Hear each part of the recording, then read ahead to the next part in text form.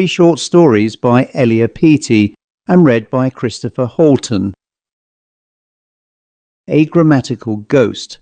There was only one possible objection to the drawing room, and that was the occasional presence of Miss Carew, and only one possible objection to Miss Carew, and that was that she was dead. She had been dead 20 years as a matter of fact and record, and to the last of her life sacredly preserved the treasures and traditions of her family, a family bound up, as it is quite unnecessary to explain to anyone in good society, with all that is most venerable and heroic in the history of the Republic. Miss Carew never relaxed the proverbial hospitality of her house, even when she remained its sole representative. She continued to preside at her table with dignity and state, and to set an example of excessive modesty and gentle decorum to a generation of restless young women. It is not likely that, having lived a life of such irreproachable gentility as this, Miss Carew would have the bad taste to die in any way not pleasant to mention in fastidious society. She could be trusted to the last not to outrage those friends who quoted her as an exemplar of propriety. She died very unobtrusively of an affection of the heart one June morning while trimming her rose trellis, and her lavender-coloured print was not even rumpled when she fell, nor were more than the tips of her little bronze slippers visible. "Isn't it dreadful," said the Philadelphians, "that the property should go to a very, very distant cousin in Iowa, or somewhere else on the frontier, about whom nobody knows anything at all?" The Carew treasures were packed in boxes and sent away into the Iowa wilderness. The Carew traditions were preserved by the Historical Society. The Carew property, standing in one of the most umbrageous and aristocratic suburbs of Philadelphia, was rented to all manner of folk, anybody who had money enough to pay the rental, and society entered its doors no more. But at last, after 20 years, and when all save the oldest Philadelphians had forgotten Miss Lydia Carew, the very, very distant cousin appeared. He was quite in the prime of life, and so agreeable and unassuming that nothing could be urged against him save his patronymic, which, being Boggs, did not commend itself to the euphemists. With him were 2 maiden sisters, ladies of excellent taste and manners, who restored the Carew china to its ancient cabinets, and replaced the Carew pictures upon the walls, with additions not out of keeping with the elegance of these heirlooms. Society, with a magnanimity almost dramatic, overlooked the name of Boggs, and called. All was well, at least to an outsider all seemed to be well, but in truth there was a certain distress in the old mansion, and in the hearts of the well-behaved Mrs. Boggs. It came about most unexpectedly. The sisters had been sitting upstairs looking out at the beautiful grounds of the old place, and marvelling at the violets which lifted their heads from every possible cranny about the house, and talking over the cordiality which they had been receiving by those upon whom they had no claim, and they were filled with amiable satisfaction. Life looked attractive. They had often been grateful to Miss Lydia Carew for leaving their brother her fortune. Now they felt even more grateful to her. She had left them a social position, one which even after 20 years of desuetude was fit for use. They descended the stairs together with arms clasped about each other's waists, and as they did so presented a placid and pleasing sight. They entered their drawing-room with the intention of brewing a cup of tea and drinking it in calm sociability in the twilight. But as they entered the room they became aware of the presence of a lady who was already seated at their tea-table, regarding their old Wedgwood with the air of a connoisseur. There were a number of peculiarities about this intruder. To begin with, she was hatless, quite as if she were a habituée of the house, and was costumed in a prim lilac-coloured lawn of the style of 2 decades past. But a greater peculiarity was the resemblance this lady bore to a faded daguerreotype. If looked at one way, she was perfectly discernible. If looked at another, she went out in a sort of blur. Notwithstanding this comparative invisibility, she exhaled a delicate perfume of sweet lavender, very pleasing to the nostrils of the Mrs. Boggs, who stood looking at her in gentle and unprotesting surprise.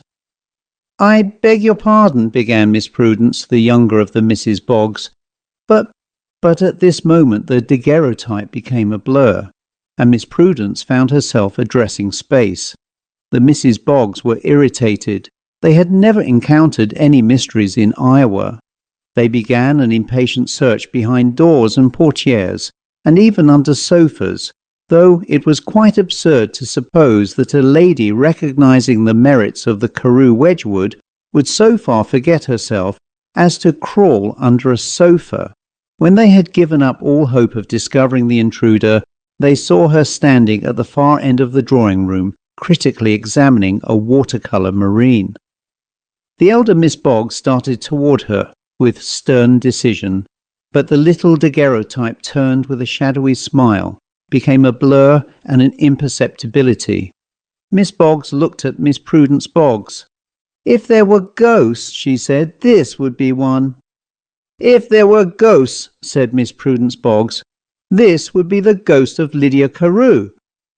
The twilight was settling into blackness, and Miss Boggs nervously lit the gas while Miss Prudence ran for other teacups, preferring, for reasons superfluous to mention, not to drink out of the Carew china that evening.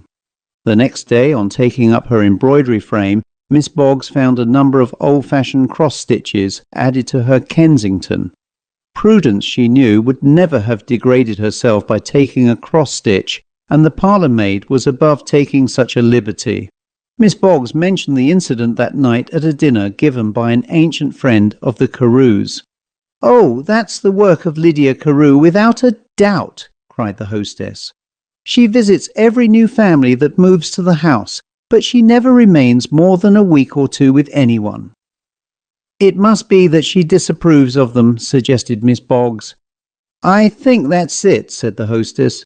"She doesn't like their china or their fiction." "I hope she'll disapprove of us," added Miss Prudence. The hostess belonged to a very old Philadelphian family, and she shook her head. "I should say it was a compliment for even the ghost of Miss Lydia Carew to approve of one," she said severely. The next morning, when the sisters entered their drawing-room, there were numerous evidences of an occupant during their absence. The sofa pillows had been rearranged so that the effect of their grouping was less bizarre than that favoured by the Western women. A horrid little Buddhist idol with its eyes fixed on its abdomen had been chastely hidden behind a Dresden shepherdess, as unfit for the scrutiny of polite eyes. And on the table where Miss Prudence did work in watercolours after the fashion of the Impressionists lay a prim and impossible composition representing a moss rose and a number of heartsease, coloured with that caution which modest spinster artists instinctively exercise. "Oh, there's no doubt it's the work of Miss Lydia Carew," said Miss Prudence contemptuously. "There's no mistaking the drawing of that rigid little rose.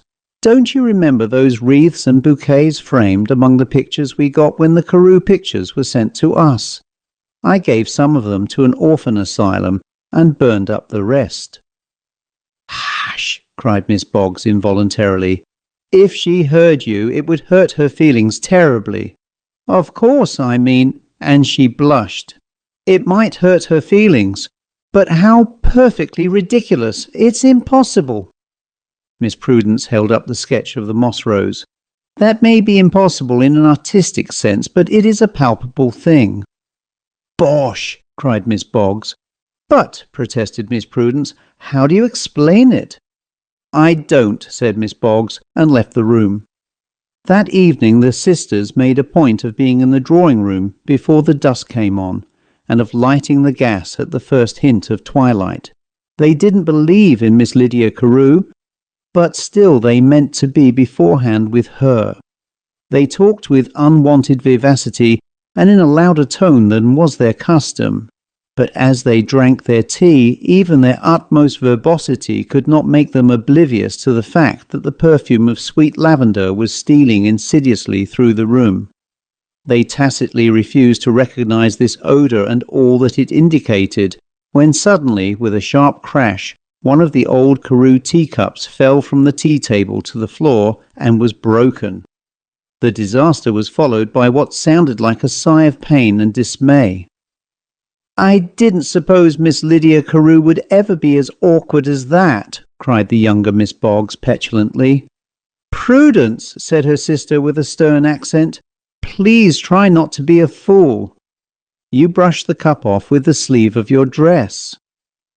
"Your theory wouldn't be so bad," said Miss Prudence, half laughing and half crying, "if there were any sleeves to my dress, but as you see there aren't." And then Miss Prudence had something as near hysterics as a healthy young woman from the West can have.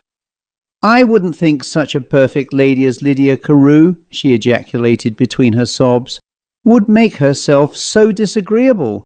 You may talk about good breeding all you please, but I call such intrusion exceedingly bad taste. I have a horrible idea that she likes us and means to stay with us. She left those other people because she did not approve of their habits or their grammar. It would be just our luck to please her." "Well, I like your egotism," said Miss Boggs. However, the view Miss Prudence took of the case appeared to be the right one. Time went by and Miss Lydia Carew still remained. When the ladies entered their drawing-room, they would see the little ladylike daguerreotype revolving itself into a blur before one of the family portraits, or they noticed that the yellow sofa cushion toward which she appeared to feel a peculiar antipathy had been dropped behind the sofa upon the floor, or that one of Jane Austen's novels, which none of the family ever read, had been removed from the bookshelves and left open upon the table. "I cannot become reconciled to it," complained Miss Boggs to Miss Prudence. "I wish we had remained in Iowa where we belong. Of course I don't believe in the thing. No sensible person would, but still I cannot become reconciled." But their liberation was to come, and in a most unexpected manner. A relative by marriage visited them from the West. He was a friendly man and had much to say, so he talked all through dinner and afterward followed the ladies to the drawing-room to finish his gossip. The gas in the room was turned very low, and as they entered, Miss Prudence caught sight of Miss Carew, in company attire, sitting in upright propriety in a stiff-backed chair at the extremity of the apartment. Miss Prudence had a sudden idea. "We will not turn up the gas," she said, with an emphasis intended to convey private information to her sister. "It will be more agreeable to sit here and talk in this soft light." Neither her brother nor the man from the West made any objection. Miss Boggs and Miss Prudence, clasping each other's hands, divided their attention between their corporeal and their incorporeal guests. Miss Boggs was confident that her sister had an idea and was willing to await its development. As the guest from Iowa spoke, Miss Carew bent a politely attentive ear to what he said. "Ever since Richards took sick that time," he said briskly, "it seemed like he shared all responsibility." The Mrs. Boggs saw the daguerreotype put up her shadowy head with a movement of doubt and apprehension. The fact of the matter was, Richards didn't seem to scarcely get on the way he might have been expected to. At this conscienceless split to the infinitive and misplacing of the preposition, Miss Carew arose trembling perceptibly. "I saw it wasn't no use for him to count on a quick recovery." The Mrs. Boggs lost the rest of the sentence, for at the utterance of the double negative Miss Lydia Carew had flashed out, not in a blur, but with mortal haste, as when life goes out at a pistol shot. The man from the West wondered why Miss Prudence should have cried at so pathetic a part of his story. Thank goodness! And their brother was amazed to see Miss Boggs kiss Miss Prudence with passion and energy. It was the end. Miss Carew returned no more. The end. The Room of the Evil Thought. They called it the Room of the Evil Thought. It was really the pleasantest room in the house, and when the place had been used as the rectory, it was the minister's study. It looked out on a mournful clump of larches such as may often be seen in the old-fashioned yards in Michigan, and these threw a tender gloom over the apartment. There was a wide fireplace in the room. and it had been the young minister's habit to sit there hours and hours staring ahead of him at the fire and smoking moodily. The replenishing of the fire and of his pipe, it was said, would afford him occupation all the day long, and that was how it came about that his parochial duties were neglected, so that little by little the people became dissatisfied with him, though he was an eloquent young man who could send his congregation away drunk on his influence. However, the calmer pulsed among his parish began to whisper that it was indeed the influence of the young minister, and not that of the Holy Ghost which they felt, and it was finally decided that neither animal magnetism nor hypnotism were good substitutes for religion, and so they let him go. The new rector moved into a smart brick house on the other side of the church and gave receptions and dinner parties, and was punctilious about making his calls. The people therefore liked him very much, so much that they raised the debt on the church and bought a chime of bells in their enthusiasm. Everyone was lighter of heart than under the ministration of the previous rector. A burden appeared to be lifted from the community.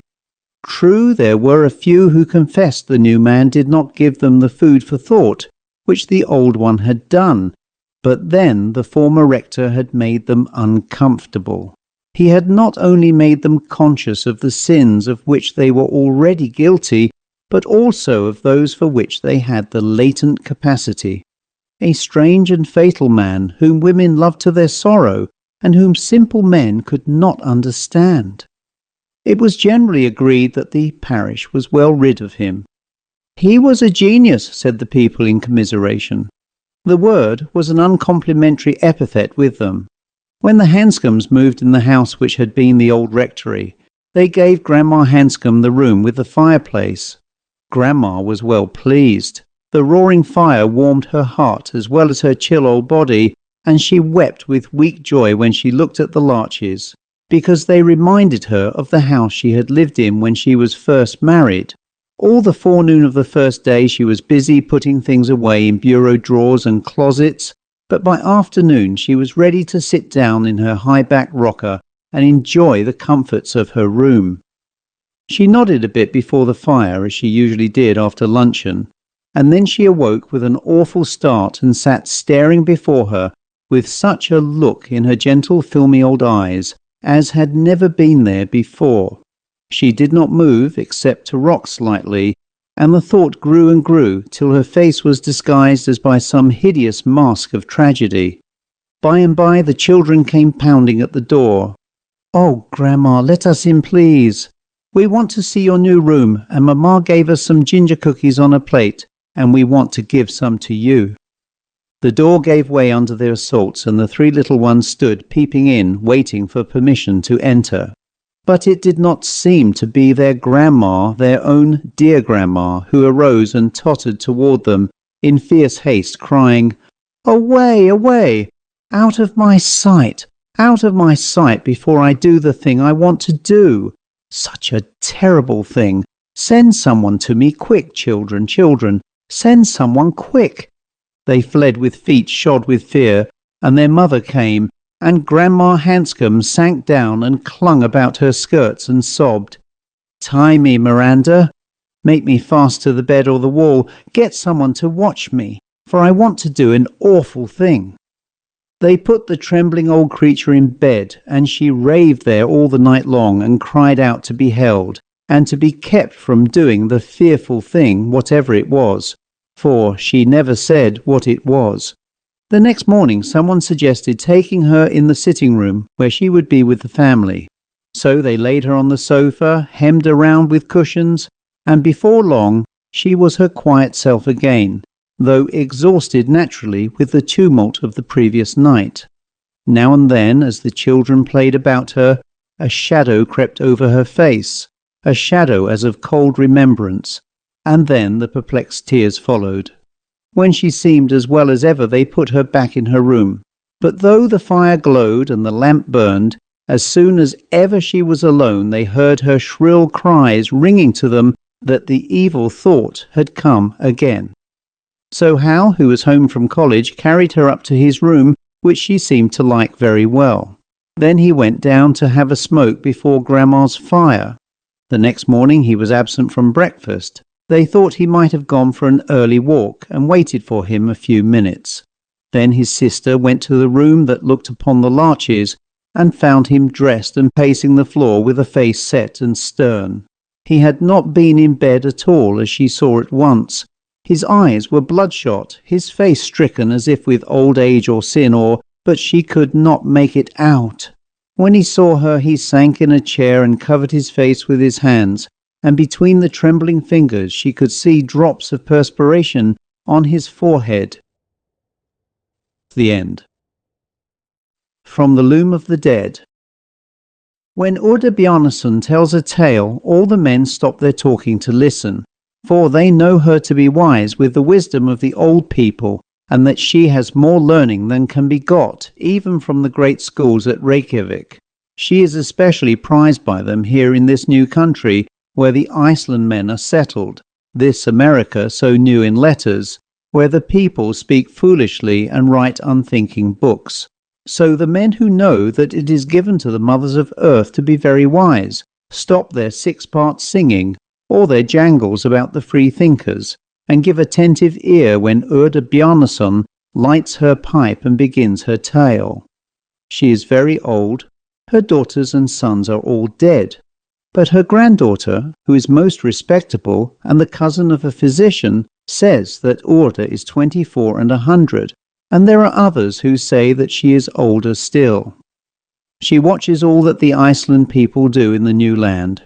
She knows about the building of the 5 villages on the North Dakota plain, and of the founding of the churches, and the schools, and the tilling of the wheat farms. She notes with suspicion the actions of the women who bring home webs of cloth from the store, instead of spinning them as their mothers did before them.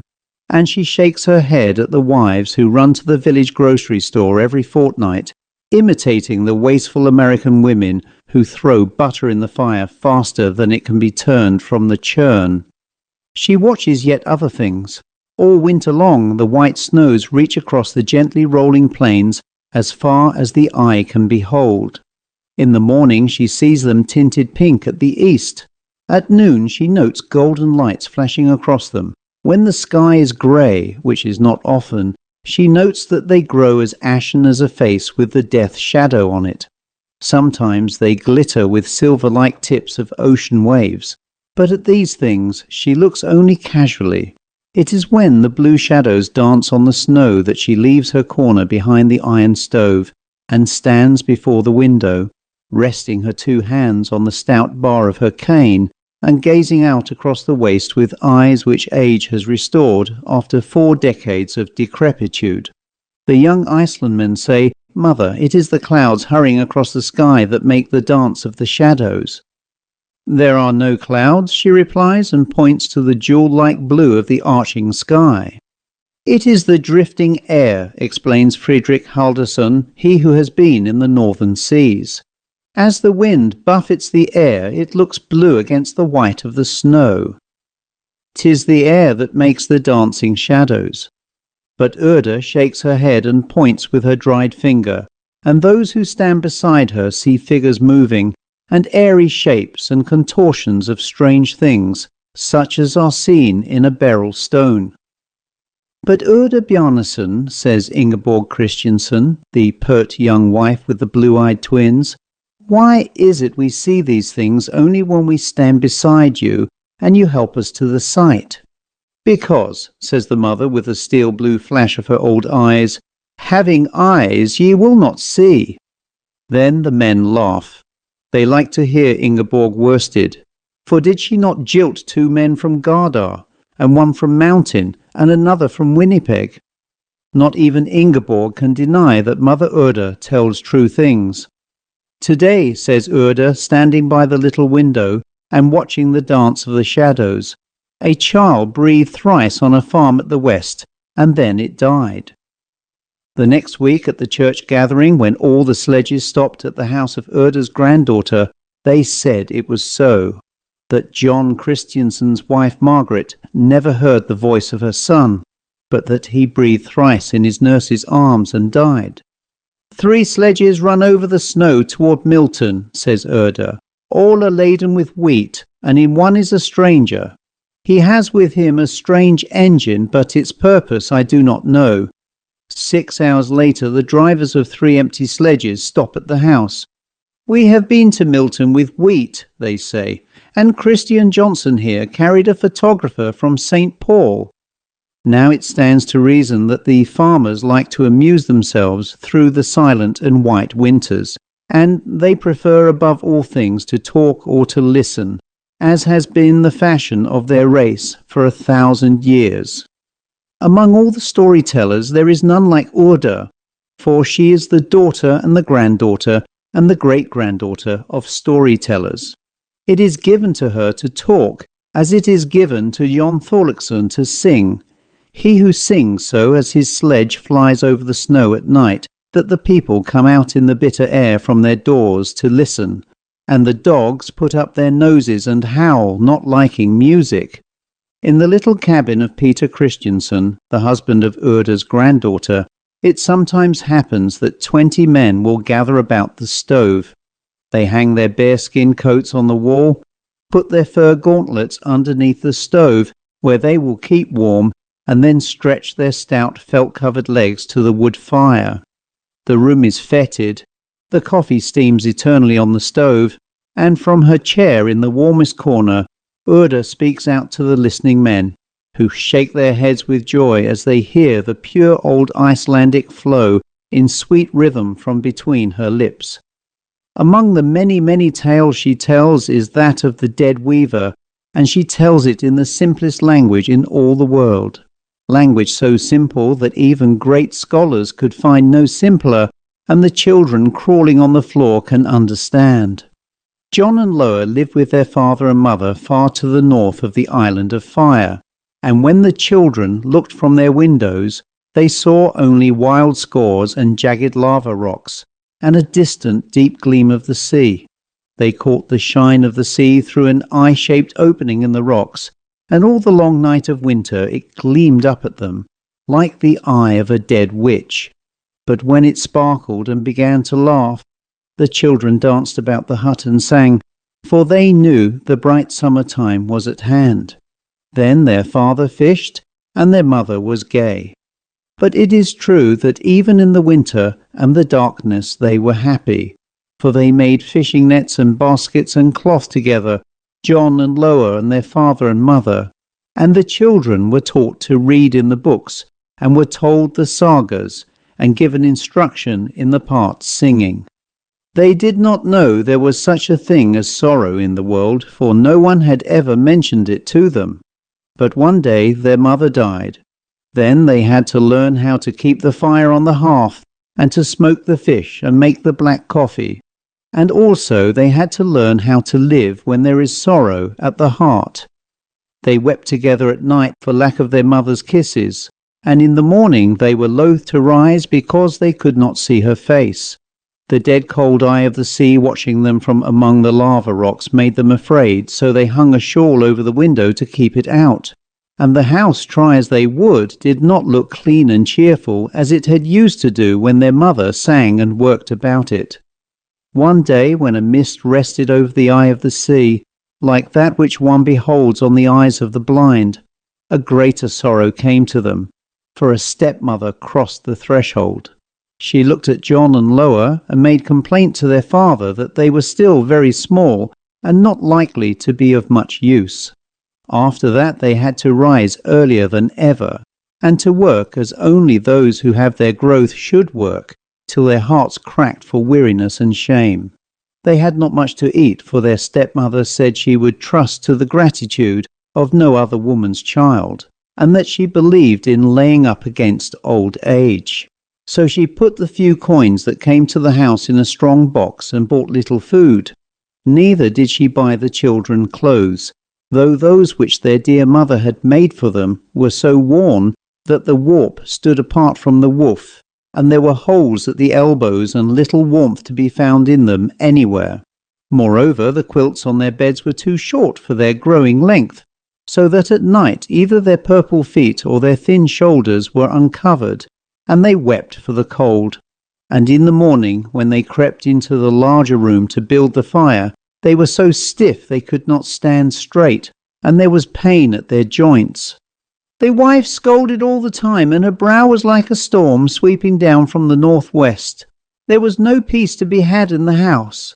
The children might not repeat to each other the sagas their mother had taught them, nor try their parts singing, nor make little doll cradles of rushes. Always they had to work, always they were scolded, always their clothes grew thinner.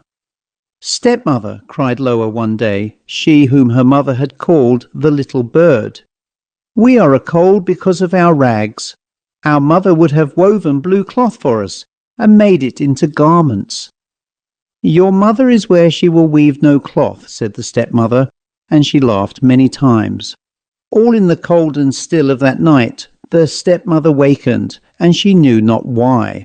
She sat up in her bed, and knew not why. She knew not why, and she looked into the room, and there, by the light of a burning fish's tail, 'twas such a light the folk used in those days, was a woman weaving. She had no loom, and shuttle she had none. All with her hands she wove a wondrous cloth. Stooping and bending, rising and swaying with motions beautiful as those the northern lights make in a midwinter sky, she wove a cloth. The warp was blue and mystical to see, the woof was white and shone with its whiteness, so that of all the webs the stepmother had ever seen, she had seen none like to this. Yet the sight delighted her not, for beyond the drifting web and beyond the weaver she saw the room and furniture. I saw them through the body of the weaver and the drifting of the cloth. Then she knew, as the haunted are made to know, that 'twas the mother of the children come to show her she could still weave cloth. The heart of the stepmother was cold as ice, yet she could not move to waken her husband at her side, for her hands were as fixed as if they were crossed on her dead breast. The voice in her was silent, and her tongue stood to the roof of her mouth. After a time the wraith of the dead mother moved toward her. The wraith of the weaver moved her way, and round and about her body was wound the shining cloth. Wherever it touched the body of the stepmother, it was as hateful to her as the touch of a monster out of sea slime, so that her flesh crept away from it, and her senses swooned. In the early morning she awoke to the voices of the children, whispering in the inner room as they dressed with half-frozen fingers. Still about her was the hateful, beautiful web, filling her soul with loathing and with fear. She thought she saw the task set for her, and when the children crept in to light the fire, very purple and thin were their little bodies, and the rags hung from them, she arose and held out the shining cloth and cried, "Here is the web your mother wove for you. I will make it into garments." But even as she spoke, the cloth faded and fell into nothingness, and the children cried, "Stepmother, you have the fever." And then, "Stepmother, what makes the strange light in the room?" That day the stepmother was too weak to rise from her bed, and the children thought she must be going to die, for she did not scold as they cleared the house and braided their baskets, and she did not frown at them, but looked at them with wistful eyes. By fall of night she was as weary as if she had wept all the day, and so she slept. But again she was awakened and knew not why, and again she sat up in her bed and knew not why, and again, not knowing why, she looked and saw a woman weaving cloth. All that had happened the night before happened this night.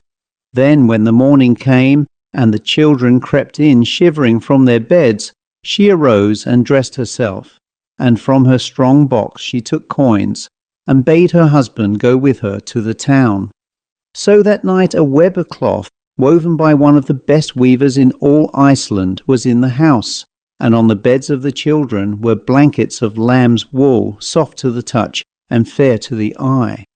After that the children slept warm and were at peace, for now when they told the sagas their mother had taught them, or tried their part songs as they sat together on their bench, the stepmother was silent, for she feared to chide lest she should wake at night, not knowing why, and see the mother's wraith. The end.